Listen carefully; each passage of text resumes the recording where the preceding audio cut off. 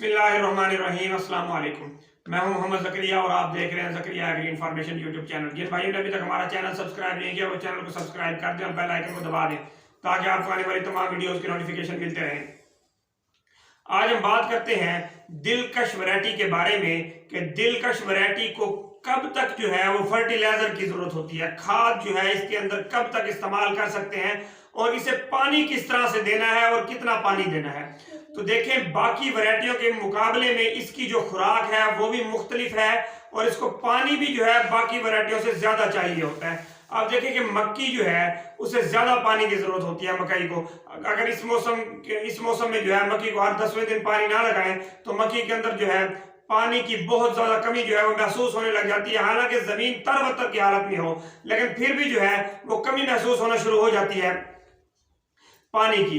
तो इसी तरह जो दिलकश वैरायटी है, अगर इसके अंदर पानी नीचे वतर मौजूद हो, हल्का वतर अगर मौजूद हो तो ऊपर आप देखेंगे कि अगर धूप ज्यादा निकली हुई हो तो इसके पत्ते के ऊपर महसूस होता है कि इसे जो है वो पानी की कमी है, इसे पानी लगाना चाहिए। तो आप ये बात जहन में रखें। अब इस टाइम के बाद बाकी वैरायटीज को अगर आपने 2 पानी लगाने हैं, ऐसे रकबे जो रेतले रकबे हैं, जो हल्के मैले रकबे हैं, तो वहां पर आप 2 पानी उनको लगाएंगे तो आपने दिलकश को वहां पर 3 पानी लगाने हैं। लेकिन अगर ऐसे रकबों पे आपने दिलकश काश की हुई है जहां पर लगते ही 3 पानी है, भारी मेरा जमीनें हैं, तो वहां पर आपने इसे 4 पानी देने हैं। अगर वहां पर आप दूसरी फसल को, दूसरी जो गंदुम है वैरायटी, उसे अगर आप 3 पानी दे रहे हैं तो फिर इसे 4 देंगे।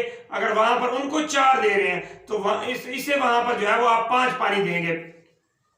पहली तो बात ये क्लियर हो गई कि इसे पानी की ज्यादा जरूरत होती है। हल्का सा वतर जमीन के अंदर मौजूद हो, आपने फिर ऊपर से 1 पानी लगा देना है। दूसरा, आपने सबसे अहम बात एक याद रखनी है, दिलकश जो भारी गंदुम है, अव्वल तो ये है कि ये भारी हो जाती है, ये अच्छी वैरायटी है, इसकी टिलरिंग कैपेसिटी अच्छी है।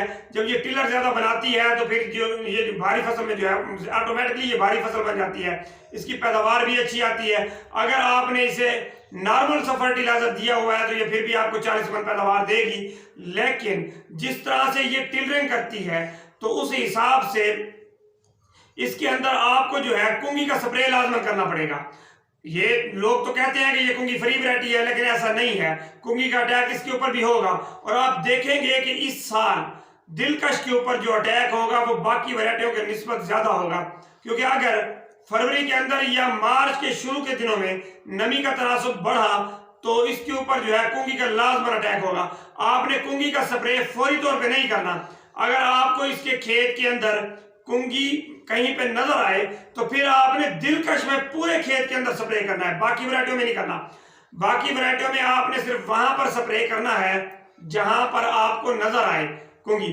लेकिन यहां पर आपने ये करना है कि अगर दिलकश वैरायटी आपकी अच्छी गंदम है, भारी गंदम है, आप उससे अच्छी पैदावार हासिल करना चाहते हैं तो फिर आपने उसके ऊपर मुकम्मल के ऊपर जो है वो स्प्रे करना है। अब तीसरी बात जो है दिलकश के बारे में, तो फर्टिलाइजर आप जो इसमें इस्तेमाल करेंगे वो आप इसका आखिरी पानी तक इस्तेमाल करेंगे। अब आप कहेंगे कि आखिरी पानी पे कौन फर्टिलाइजर इस्तेमाल करता है, या हमने आज तक कभी भी आखिरी पानी पे फर्टिलाइजर इस्तेमाल नहीं किया। तो देखें, जब आप आखिरी पानी लगाएंगे तो उस टाइम दाने की भराई का अमल जो है वो जारी होगा। तो उस टाइम आपने जो है 5 केजी यूरिया, 5 केजी नाइट्रोफास और उसके साथ 5 केजी पोटाश जो है आपने वो लाजमन फ्लड करना है। ये आप जहन में रखें। अगर आप ये 15 केजी जो है, ये तीनों चीजों का मिक्सचर जो है आप 15 केजी ये फ्लड कर देते हैं तो आपको उसी टाइम पे ये जो है ना 3 से 4 मन इजाफी पैदावार देगी। अब इसका आप अंदाजा लगा लें, अगर आप 1 मन का खर्चा करके 4-5 मन इजाफी पैदावार हासिल कर सकते हैं तो ये जो है इसका एक बेहतरीन तरीका है, खास कर दिलकश के बारे में। ये बाकी वैरायटियों में चाहे आप आखिरी पानी के ऊपर कोई खाद जो है वो फ्लड ना करें, लेकिन दिलकश ये देखें कि बहुत ज्यादा देर तक जो है ये हरी भरी रहती है और ये अप्रैल के भी तकरीबन 10 के बाद जो है इसका पकाई का अमल शुरू होता है, उससे पहले नहीं होता। हमने देखा है कि अकबर वैरायटी हो गई या अरूज हो गई तो ये अप्रैल जैसे ही शुरू होता है तो इसका पकाई का अमल जारी हो जाता है। लेकिन दिलकश में ऐसा नहीं होता, चाहे आपने इसे अर्ली ही क्यों ना काश किया हो। इसकी पकाई का जो अमल है वो 15 अप्रैल से जो है वो पहले नहीं होता। ये जितनी भी जल्दी पकेगी 15 अप्रैल पे जाएगी। हाँ, अगर आप इसे पानी कम लगाएंगे, फर्टिलाइजर भी इस्तेमाल नहीं करवाएंगे तो फिर ये भी 1 अप्रैल के बाद जो है ये पकना शुरू हो जाएगी। तो अगर ये 1 अप्रैल के बाद कहीं पर भी पकाई के अमल में चली जाए तो आपको ये बात ध्यान में रखनी चाहिए कि ये आपका 5 से लेकर 7 मन का नुकसान कर देगी पैदावार का।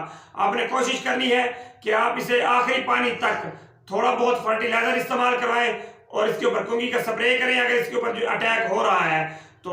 अगर नहीं हो रहा तो फिर आप स्प्रे ना करें, लेकिन आप इसको आपने जो है पानी की कमी नहीं आने देनी। सबसे जो अहम बात इसकी आपने याद रखनी है वो यही है कि आपने इसके अंदर जो है वो पानी की कमी नहीं आने देनी।